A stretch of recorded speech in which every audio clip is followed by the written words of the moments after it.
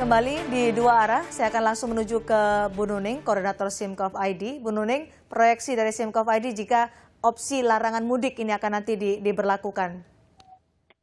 Baik, dari kajian yang sudah kami lakukan, kami memilih 3 skenario. Jadi ini murni betul-betul simulasi. Dari 3 skenario itu, kita ambil 2 daerah, yang satu adalah epicentrum, dan yang lainnya ini punya 3 opsi. Yang pertama adalah pada saat tidak ada kasus sama sekali di daerah tersebut. Yang kedua sudah ada kasus, tapi masih angka reproduksinya masih di bawah 1. Dan yang ketiga adalah sama-sama epicentrum, tapi kurang dibanding daerah yang pertama. Begitu.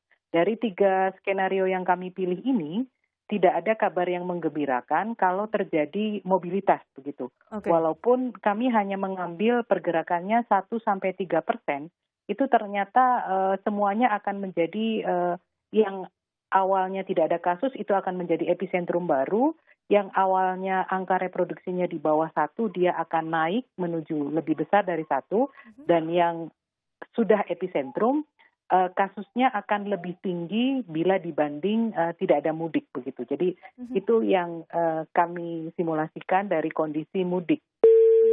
Tidak ada yang menggembirakan hasilnya ya Bu. Jadi artinya kalau misalnya itu menjadi saran bagi pemerintah, apa yang bisa disarankan oleh SIMKOF ID terkait dengan mudik ini? Bu Nuning? Baik, sepertinya komunikasi kita terputus dengan Bu Nuning. Pak Trubus tadi mendengar penjelasan dari Bu Nuning, dari simulasi itu banyak hal yang tidak menggembirakan kalau memang masih ada pergerakan orang. Jadi ketegasan seperti apa yang dibutuhkan oleh pemerintah? Iya, tentu ketegasan di dalam ini aturan, kan itu aturannya tegas sehingga nanti kalau aturan tegas kan otomatis penegakan hukum, kan gitu. Penegakan hukum itu kan intinya jadi 3. Satu adalah isi dari aturan itu sendiri harus tegas. Yang kedua nanti adalah struktur aparat yang melaksanakan atau aparat penegak hukumnya, termasuk pemerintah daerah nantinya yang dituju kampung halaman. Yang ketiganya adalah budaya hukum. Nah, budaya hukum masyarakat kita ini kan seringkali tidak disiplin gitu ya, artinya selalu melanggar. Nah, karena itu diberikan mereka sanksi supaya mereka mau taat gitu ya. Ada budaya konformitas di situ. Konformiti itu taat pada aturan. Nah, karena itu kalau memang nanti bisa tegakkan aturan itu, maka apa yang diskemakan tadi atau skenariokan tadi akan otomatis akan bisa diminimalkan gitu loh. Ya, nanti kalau orang tidak bermobilitas otomatis tidak akan menular, artinya tidak akan transformasi dari orang ke orang. Kan ini yang perlu dijaga di situ, yang perlu dikendalikan di situ, Mbak Cindy. Ke Bu Nuning lagi yang sudah bergabung kembali bersama kita. Bu Nuning, dari 3 simulasi yang dilakukan oleh SIMKOF ID, apa rekomendasi yang paling pas nanti akan disampaikan ke pemerintah jika dari hasil simulasi ini?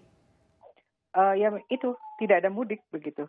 Itu yang menjadi paling pas ya, tidak ada mudik sama sekali. Ya, kalaupun memang terpaksa misalkan ada kasus dirumahkan, kemudian di tempat asal bekerjanya sudah tidak mungkin lagi membayar kontrak katakanlah, maka dihimbau untuk daerah di mana yang bersangkutan akan mudik itu melakukan isolasi begitu. Jadi dari daerah-daerah dari tempat yang menerima mudik gitu ya. Jadi itu harus menyiapkan tempat-tempat isolasi untuk para pemudik ini. Dan kalau saya dengar di beberapa daerah mereka sedang bersiap-siap untuk ini, tetapi kembali lagi kalau jumlahnya besar itu akan sangat merepotkan daerah tertentu, dan yang dikhawatirkan yang semula tidak ada akan menjadi epicentrum baru, dan kondisi rumah sakit di daerah tersebut akan kolaps begitu ya. Jadi kurang lebih seperti itu. Risikonya sangat besar artinya, Bu Dita.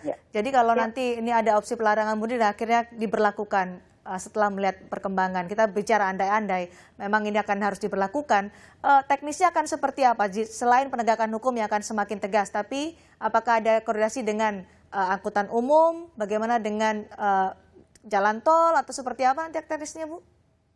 Ya, kami sebenarnya juga sudah melakukan serangkaian pertemuan dan koordinasi ya, karena kami kan juga sama membahas berbagai macam skenario gitu, dari yang paling moderat sampai yang skenario paling ekstrim, yaitu melarang mudik secara total gitu.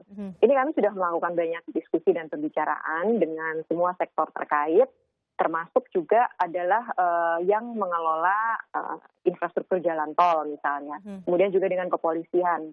Kemudian juga dengan pemerintah daerah, itu yang lebih penting lagi, pemerintah daerah. Juga kami bahkan sudah melakukan konsultasi publik juga dengan para operator transportasi umum, dengan asosiasi seperti Organda, gitu. Itu kita juga sudah bertemu. Pada dasarnya operator transportasi umum itu akan menerima apapun yang menjadi keputusan pemerintah. Namun mereka memang membutuhkan kejelasan dan juga ada beberapa hal yang memang mesti nantinya dibicarakan lebih lanjut tentang teknisnya seperti apa. Itu yang kami tangkap dari para operator.